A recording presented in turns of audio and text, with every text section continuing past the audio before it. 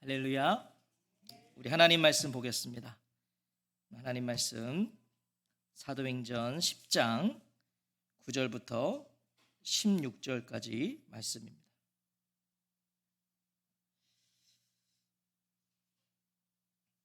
사도행전 10장 9절부터 16절까지 말씀.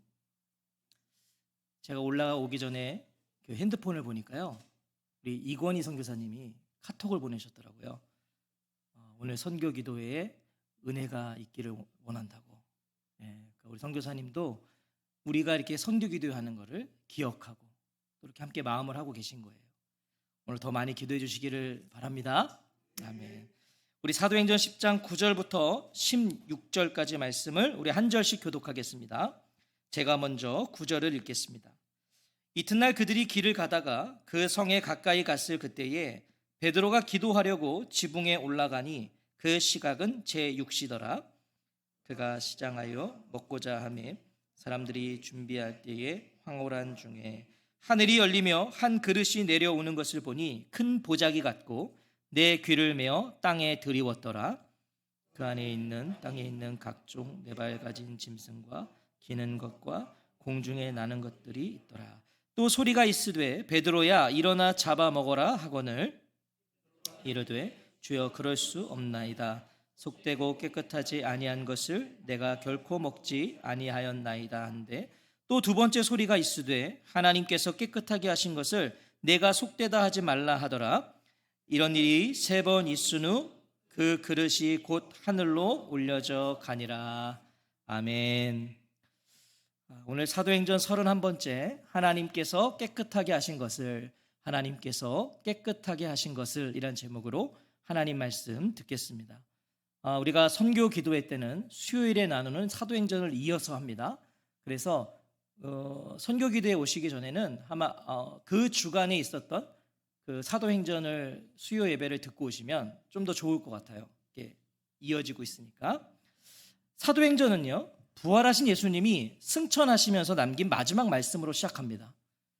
너무나 유명한 사도행전 1장 8절 말씀이죠. 사도행전은 이 말씀으로 시작되는 거예요. 오직 성령이 너희에게 임하시면 너희가 권능을 받고 예루살렘과 온 유대와 사마리아와 땅끝까지 이르러 내 증인이 되리라 하시니라. 자, 그리고 이 말씀에 따라서 성령의 역사는 진행이 돼요. 이 말씀에 따라서 진행이 돼요. 자, 그렇게 마주하게 되는 이 사도행전 10장은요, 사도행전을 넘어서 사도행전뿐만 아니라 이 사도행전을 넘어서 신약 전체에서 가장 중요한 장 중에 하나예요. 이 사도행전 10장은. 그러니까 오늘 우리 주찬이가 잘 왔어요. 신약에서 가장 중요한 장 중에 하나를 오늘 설교하는데 아주 하여튼 일을 낼 친구입니다. 이 친구는. 오늘도 저기도 와 있는데 쟤네도 듣기 바래요. 들릴지 모르겠지만. 자, 왜 이게 중요한 장이냐? 사도행전 10장이 드디어 복음이 유대인을 넘어서 본격적으로 이방인에게로 흘러가기 시작하는 순간이기 때문이에요. 지금까지는 복음이 유대인들에게만 전해지고 있었어요. 그런데 오늘 이 사도행전 10장부터는 이제 유대인을 넘어 이방인에게까지, 이게 이제 시작되고 있는 것이죠. 우리가 수요일에 살펴본 것처럼 하나님은 이 일을 위해 먼저 가이사랴에 있는 이달리아 부대의 백부장, 이방인이었던 고넬료를 환상 가운데 먼저 만나세요. 이 이방인을 먼저 만나주신다고요? 자, 그는 하나님을 경외하며 많이 구제하고 항상 기도하는 경건한 사람으로 소개되고 있어요. 하지만 그것이 그를 구원할 수는 없었다는 거예요. 이게 참 수교 예배 때 중요한 포인트였거든요. 경외했어요. 하나님을. 구제를 많이 했습니다. 특출나게 많이 했다는 거예요. 구제를.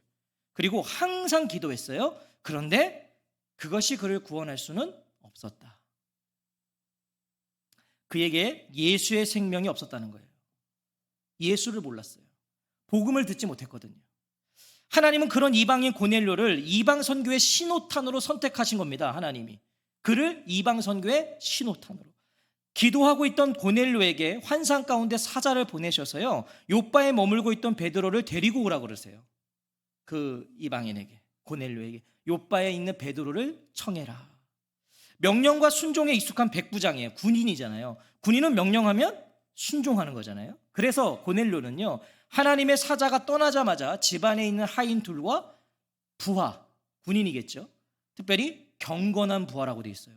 그러니까 고넬료는 경건한 사람이기 때문에 이 일도 이게 중요한 일인 것을 알아서 경건한 부하 하나를 딸려보내요. 그래서 즉시 욥바로 보냅니다. 그리고 이어지는 게 오늘 본문이에요. 오늘 9절 말씀을 다시 한번 읽어볼까요? 9절입니다. 시작.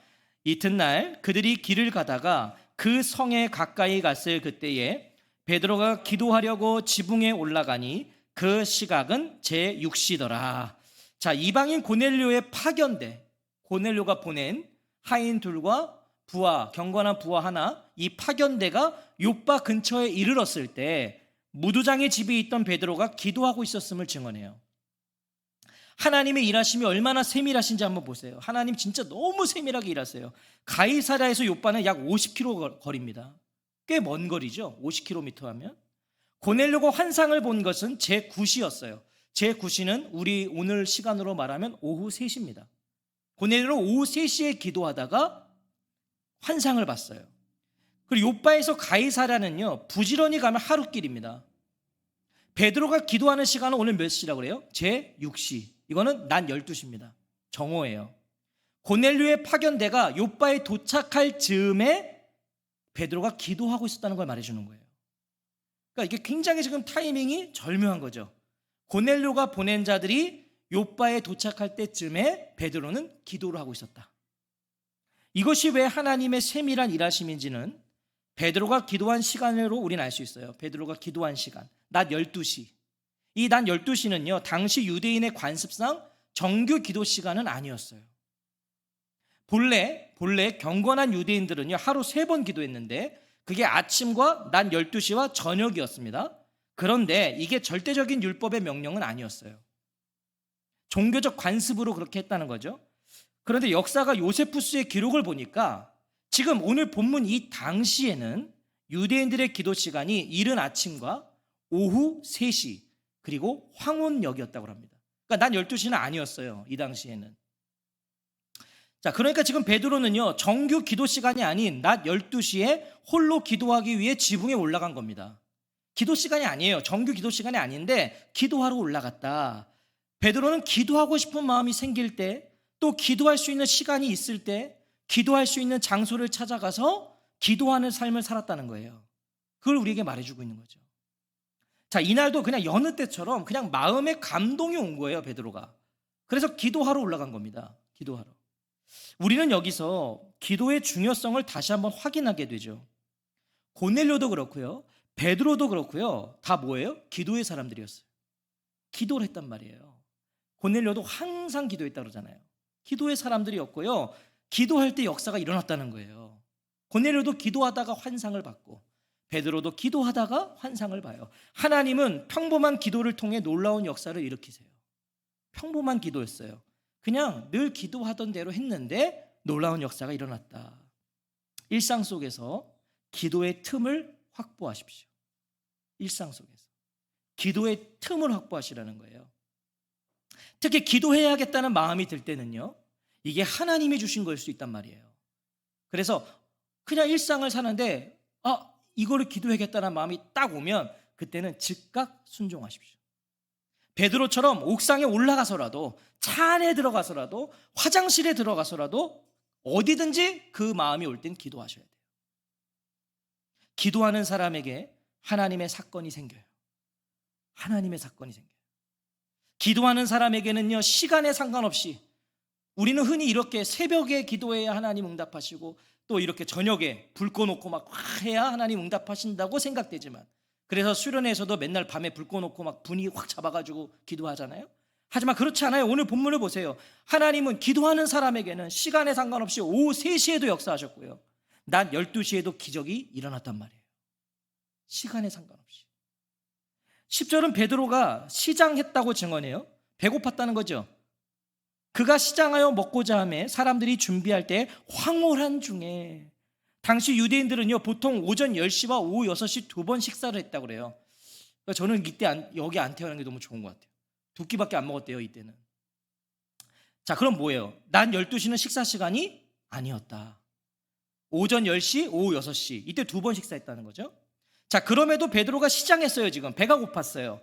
그리고 그를 위해 식사를 준비하고 있었다는 것을 봐서는 뭐예요? 베드로가 아직 첫 끼를 먹지 못했던 거예요. 아침에 식사 이 때를 놓친 거죠. 자, 그만큼 매우 허기진 상태였을 거예요. 베드로가 굉장히 배고팠죠. 베드로는 자신을 위해 식사를 준비하고 있는 그 틈에 기도한 겁니다. 식사를 준비하고 있었던 그 틈에. 늘 그렇게 일상의 틈마다 기도했던 베드로는요, 아무것도 모른 채 기도한 거예요. 아무것도 모른 채. 자, 그러다가 음식 냄새가 솔솔 지붕 위로 올라왔겠죠. 솔솔 올라왔을 거예요. 그 음식 냄새를 맡으면서 기도하기는 불가능합니다. 지금 거의 극도로 배고프니까 기도를 마친 거예요. 오늘 본문을 잘 묵상해 보면 베드로가 냄새를 맡고 기도를 마친 겁니다, 지금. 그리고 이제 밥을 먹으려고 내려가려는데 하나님이 베드로를 찾아오신 거예요. 하나님도 역시, 저는 하나님 굉장히 짓궂으신 하나님이라고 생각해요. 지금 배가 지금 등짝에 붙었어요. 냄새 나요. 가야 돼요. 그래서 아멘 하고 가는데 하나님이 나타났어요.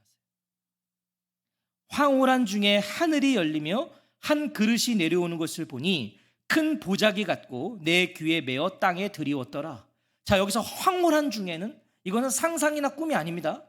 뭐 꿈꿨다는 게 아니에요. 어떤 학자들은, 그러니까 하여튼 그런 학자들은 참 필요 없는 학자들. 어떤 학자들은 베드로가 너무 배가 고파서 헛것을 봤다. 여러분, 그게 무슨 신학자입니까? 너무 배고파서 헛것을 본 거래요, 지금. 그런 거 아니죠. 여기서 황홀한 중에는 영적으로 각성돼요. 베드로 뭐 하고 있었어요? 기도. 영적으로 아주 각성돼서 영적인 현상을 민감하게 인지할 수 있는 상태가 되었다는 거예요. 민감하게. 고넬료가 환상을 본 것처럼 베드로도 하나님이 보여주시는 걸 보게 된 겁니다, 지금. 저는 저와 성도님들이 기도 가운데 하나님이 보여주시는 것들을 보게 되시기를 축복합니다. 여러분, 그거 사모하세요. 하나님 보여주십시오. 하나님이요, 눈으로 보여주실 수도 있지만 우리의 마음으로 보여주실 수 있어요.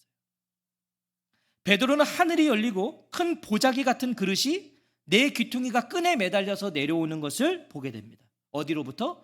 하늘로부터. 하늘이 열리며 라고 되어 있어요. 하늘이 열리며. 이것은 뭐예요? 하나님에 의해 이 일이 일어났다. 또 하나는 하나님의 뜻이 세상에 드러난다. 이 의미를 하고 있는 거예요. 하늘이 열리며. 우리는 흔히 기도하면 하늘이 열린다고 말해요. 기도하면 하늘이 열린다? 아니에요. 성도에게 하늘은 언제나 열려 있습니다. 맞나요? 우리가 하늘을 열고 닫는 거 아니에요. 성도에게 하나님은 언제나 하늘을 열고 계신 거예요. 기도하는 자만이 열려있는 하늘을 확인하는 겁니다. 기도하는 자만이 열려있는 하늘을 경험하는 거예요. 열려있는데 기도하지 않으니까 모르는 거예요. 12절은 그 큰 보자기 안에 각종 짐승들이 들어있었다고 증언하죠.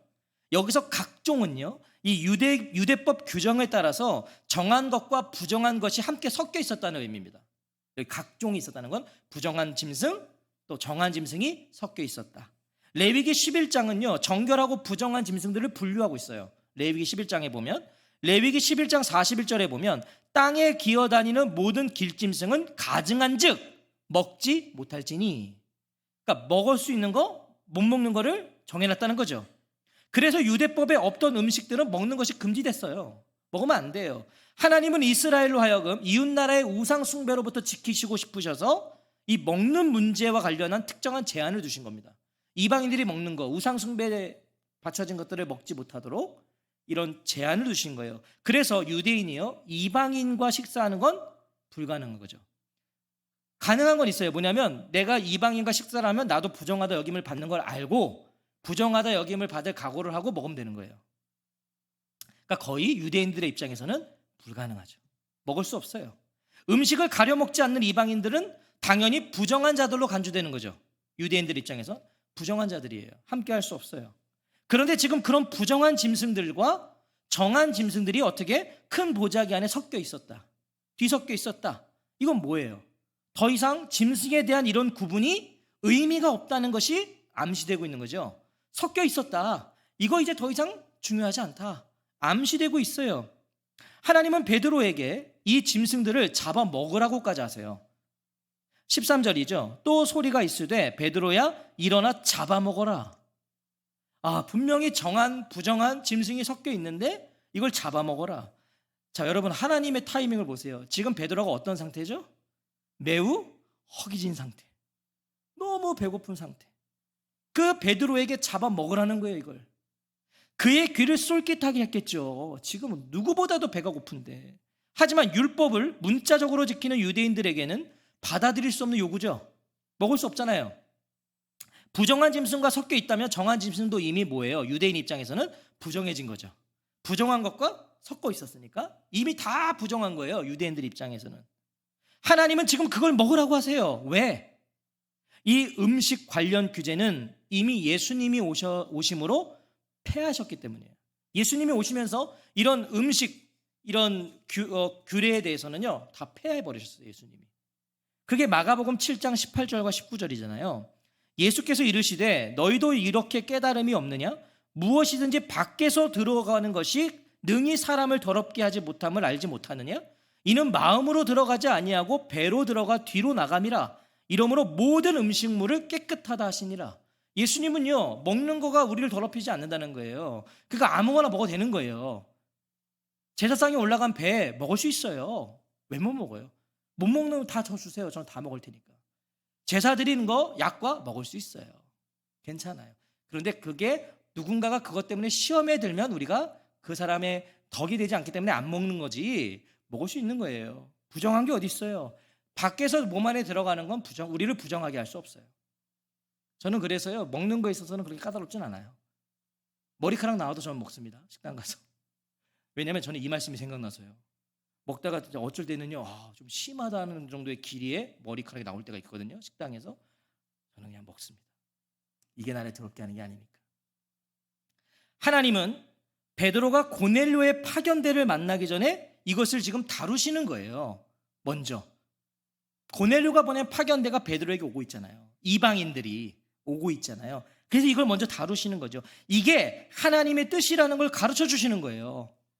하지만 베드로의 대답을 보십시오. 베드로 역시 대단합니다. 주여, 그럴 수 없나이다. 베드로는 주여라고 불러요. 주님이라는 겁니다. 이거 지금 주님 뭐예요? 들려오는 이 소리가 하나님이시라는 걸 인정한 거예요. 베드로는 하나님이시라는 거예요. 그런데 순종하지 못하겠다고 합니다. 그러니까 베드로 대단한 거죠. 그런데 매우 모순적인 모습이에요. 보세요. 주여라고 그랬어요. 하나님이신 걸 알아요. 주여는 뭐죠? 주님. 주님은 뭐예요? 주인. 주님은 주인이라는 의미예요. 그런데 지금 종이 주인의 명령을 거절하고 있잖아요.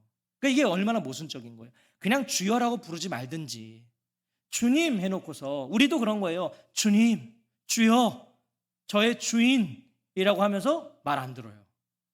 여러분, 그건 진짜 주인과 종의 관계가 아니죠. 베드로가 왜 그랬을까? 그러면 왜 그랬을까요? 아직 정신을 차리지 못한 거예요?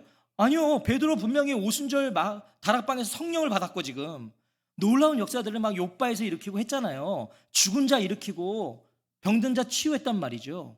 그런데 왜 여기서 이렇게 단호하게 거절하고 있는가? 베드로는요 지금 이 하나님의 말씀을 자신의 신실함을 테스트하시는 거라고 여겼는지도 몰라요. 딱 했을 때 베드로가 눈치가 온 거죠. 이거 지금 날 테스트하시는 거구나. 안 됩니다 한 거예요. 그만큼 베드로에게는요 유대의 정결법 준수가 깊이 물들어 있었다는 거죠. 그 유대인이잖아요. 그러니까 이게 아직 벗겨지기가 어려운 거예요. 베드로의 단호한 거부를 보세요. 주님, 절대로 그럴 수 없습니다. 나는 속되고 부정한 것은 한 번도 먹은 일이 없습니다. 그러니까 베드로 정말 대단한 거죠. 한 번도 자기는 저런 속된 거, 저런 부정한 거 먹어본 적이 없다는 거예요. 이날까지 자기는 한 번도. 하나님은 지금 먹으라고 하시는데요 자신은 그런 속되고 깨끗하지 않은 것을 먹어본 적이 없고 먹을 수 없다는 거예요. 여러분, 이게 굉장히 코미디 아닙니까?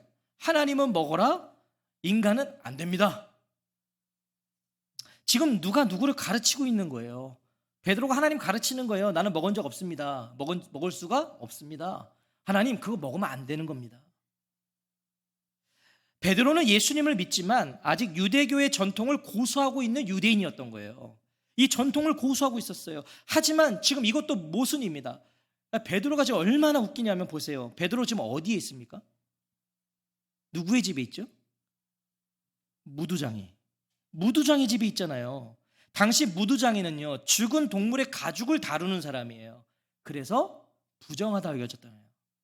사체를 다루니까 부정한 자였단 말이에요, 무두장이는.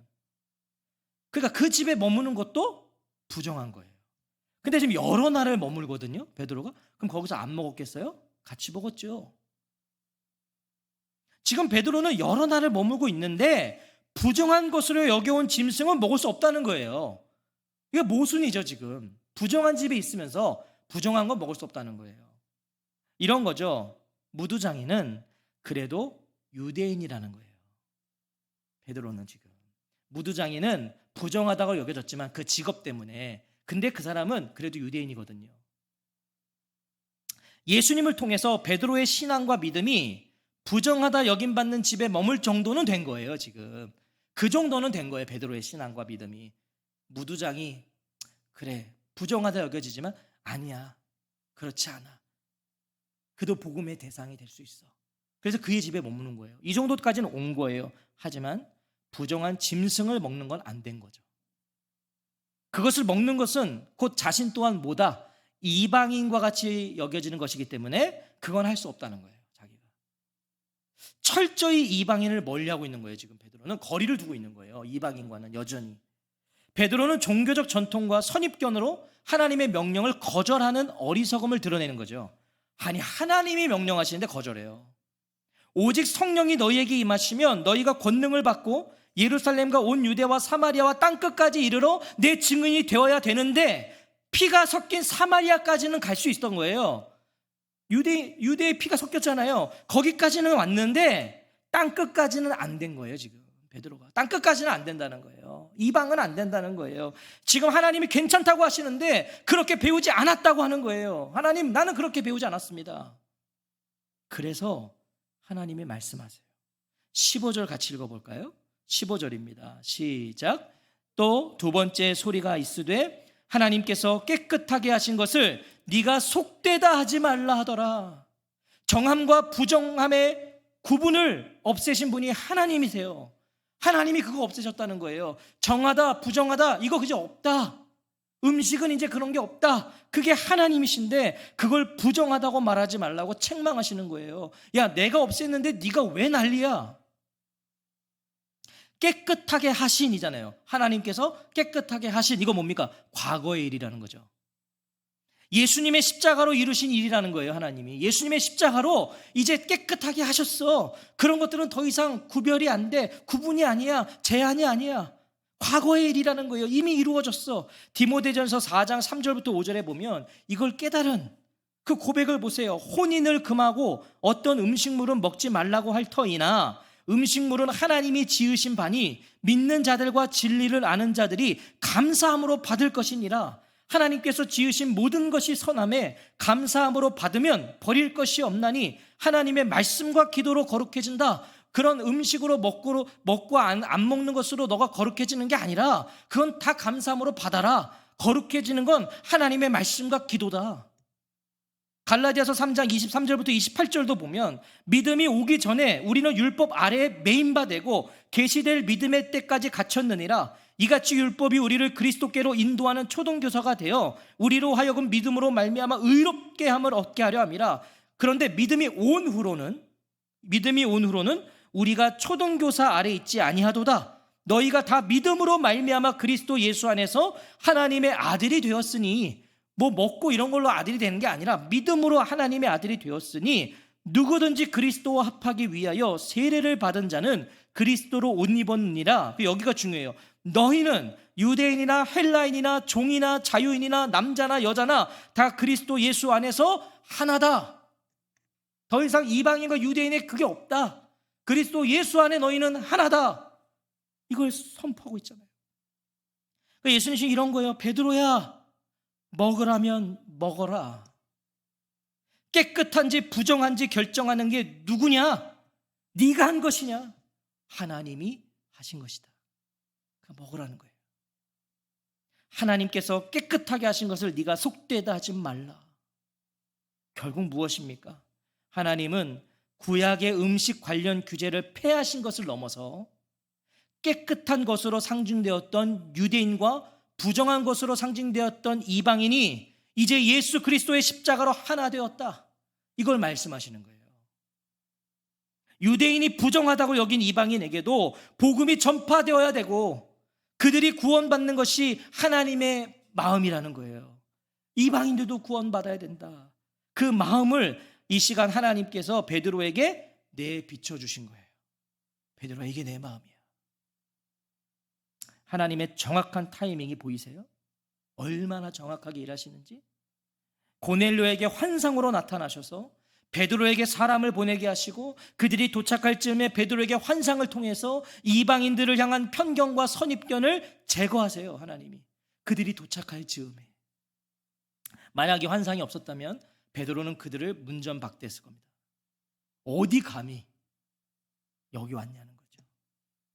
그들에게 복음을 전하는 게 하나님의 뜻이라는 걸 가르쳐 주신 거예요. 이제 만날 그들에게 복음을 전해야 된다. 16절에 이런 일이 3번 있은 후 그 그릇이 곧 하늘로 올려져 가니라. 자, 하나님이 베드로에게요 3번 반복해서 명령하셨다는 거예요. 이건 뭘 말해주는 거죠? 그만큼 베드로의 저항이 강했다. 베드로가요 버틴 겁니다. 그럴 수 없습니다. 하나님 또 말씀하신 거예요. 이렇게 하니까 이렇게 해야 돼. 그럴 수 없습니다. 3번을 하나님이 말씀하셨어요. 이방인을 향한 베드로의 편견이 그만큼 깊었다는 거예요. 그만큼 심했다는 거예요.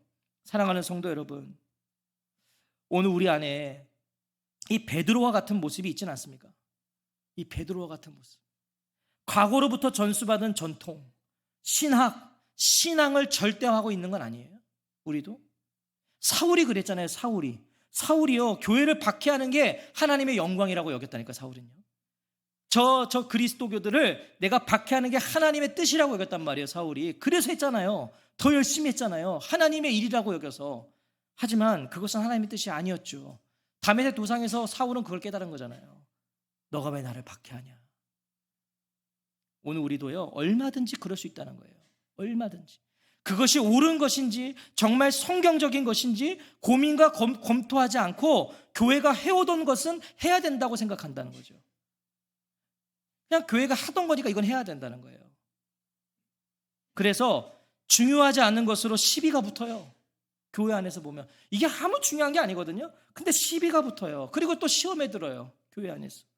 우리 교회는 그런 분들이 없는데, 예를 들면 이런 거죠. 왜 가운 안 입냐? 저 같은 사람은 시험거리예요. 저는 가운을 안 입으니까. 왜 넥타이 안 하냐? 그런 교회 있어요. 왜 넥타이 안 하냐는 거예요. 그게 무슨 의미, 뭐가 중요해요? 밥은 왜 이렇게 하냐? 교회에서 식당에서 그러고 싸운다니까요. 밥을 왜 밥 뜨기 전에 십자가 안 걷냐는 거예요. 나 그거 봤어요. 저 주방에서 싸워요. 그거 가지고 왜 십자가 안 걷냐고. 그게 뭐가 중요해요? 왜 이건 안 하고 왜 저건 하냐? 과거로부터 만들어진 교회의 문화와 전통을 절대화하는 거예요. 그게 무조건 장갑 끼고 가운 입어야 된다. 반면에 이런 것도 있죠. 세상의 가치관과 논리로 접근하는 것도 있어요. 교회를 세상의 가치관으로 논리로 접근해요. 세상의 소리를 교회에 접목시켜요. 세상이 이렇게 얘기하니까 교회도 이렇게 해야 된다. 아니에요. 오래전부터 만들어진 교회 안의 문화와 전통이라도요, 그것이 하나님의 뜻 위에 있을 수 없습니다. 세상의 그 어떤 전문가와 학자가 말한 것이라고 해도요, 그것이 성경의 가르침 위에 있을 수는 없습니다. 나의 경험과 확신이 하나님 말씀 위에 있을 수 없습니다. 기억하십시오. 우리의 편견과 선입견이 하나님의 역사를 방해할 수 있어요. 저는 그거 많이 고민하고 싶어요. 우리 삶이 되는 교회가 그냥 교회들이 해오던 것을 하는 교회가 아니라 우리가 성경적으로 봤을 때 이건 아니다 싶으면 우리는 안 하면 되는 거잖아요. 덜어낼 거 좀 덜어내면 되는 거잖아요. 교회가 안 하는 것들이 있었다면 그 가르침대로 우리는 하면 되잖아요. 저와 성도님들이 많이 고민해야 됩니다. 제가 개인적으로는 우리 교회가 3주년이 되면 그때부터 이런 것들을 좀 펼쳐가고 싶어요. 과거 교회들이 하던 걸 하는 게 아니라 잘못된 것, 왜 잘못됐는가, 그리고 우리가 그것을 하지 않는 거죠. 그런 교회가 되고 싶어요. 나의 경험의 한계가 하나님의 역사를 제한할 수 있어요. 하나님은 고정되신 분이 아니에요. 하나님은 자유한 분이세요. 그래서 내 한계가 하나님 가둘 수 있는 거예요. 그래서 우리의 기준은요, 교회의 기준은요, 오직 예수 그리스도와 그분의 십자가와 복음뿐인 거예요. 그것만 기준돼야 되는 거예요. 그것만. 이것이 바로 세워지는 게 저는 선교의 시작이라고 생각해요. 이게 바로 세워지는 게 선교의 시작이다. 먼저 우리 안에 이 기준이 세워져야 된다는 거죠. 우리 안에. 어떤 편견과 선입견이 세상의 가치와 논리가 아닌 예수 그리스도로 나와 서로를 바라봐야 됩니다. 선교의 시작이 왜 여기서부터냐면 우리 안에서 이게 먼저 시작돼야 돼요. 예수 그리스도로 서로 바라봐야 돼요. 예수 그리스도의 십자가로 서로 바라보고, 나를 바라보고, 교회를 바라보고, 세상을 바라봐야 돼요. 예수 그리스도의 십자가로 세상을 바라봐야 돼요. 그래야 예루살렘과 온 유대와 사마리아와 땅끝까지 나아갈 수 있는 거예요. 그게 그때 나갈 수 있는 거예요. 선교는요, 그래서 우리 안에서부터 시작돼야 됩니다. 여러분, 1차 선교지는 나예요. 내가 선교지예요. 나부터 변해야 돼요. 나부터 복음으로 새로워져야 돼요. 그리고 이 안에서 이 삶이 되는 교회가 그 다음 선교지예요. 서로가 서로의, 우리 서로의 경험, 입장, 뭐 사회적 지위, 뭐 이런 걸로 우리가 서로를 하는 게 아니라 그리스도의 십자가. 생각이 다르고 입장이 다르고 다 다르죠. 성격도 다르고. 하지만 아니요, 그리스도의 십자가로 우리가 서로가 먼저 선교하는 거예요. 여기서 그게 돼야 되는 거죠. 오늘 이 밤에 우리 안에 있는 모든 편견과 선입견이 예수 그리스도의 십자가로 부서지고 예수 그리스도의 이름으로 하나가 되기를 주의 이름으로 축원합니다. 저와 함께 그런 삶이 되는 교회를 꿈꿔주십시오. 다 달라도 예수 그리스도로 하나가 되는 거예요. 예수 그리스도로 기준 딱 세우고 아닌 건 하지 않고 필요 없는 건 덜어내고 우리가 하지 않고 있었던 게 있었다면 그것을 다시 할 수 있는, 고민하면서 가야 돼요. 그냥 하던 거 따라가면 똑같은 거예요. 과거 교회들이 잘못한 걸 우린 또 하는 거예요. 그럴 수 없습니다. 하나님 그러라고 우리 교회를 이 어려운 때에 개척시키신 것은 분명 아닐 거예요. 이 시대에 저는 개척시키는 교회들은 하나님이 다른 길을 가라고 말씀하시는 거라고 확신해요. 남다르게 가라는 거예요. 더 이상 같은 것으로는 안 된다. 함께 고민해 주시기를 바랍니다. 오늘 이 밤에 우리 기도할 때 하나님께서 우리에게 그 지혜를 주실 겁니다. 그리고 여기서부터 선교지가 될 것이고 여기서 우리가 영적인 부흥을 이루면 우리의 그 기도가 선교지로 가는 거예요. 거기에 영적인 부흥이 일어나는 거죠. 이 간절한 소망을 가지고 우리 오늘 이 밤에도 기도했으면 좋겠습니다. 기도하겠습니다.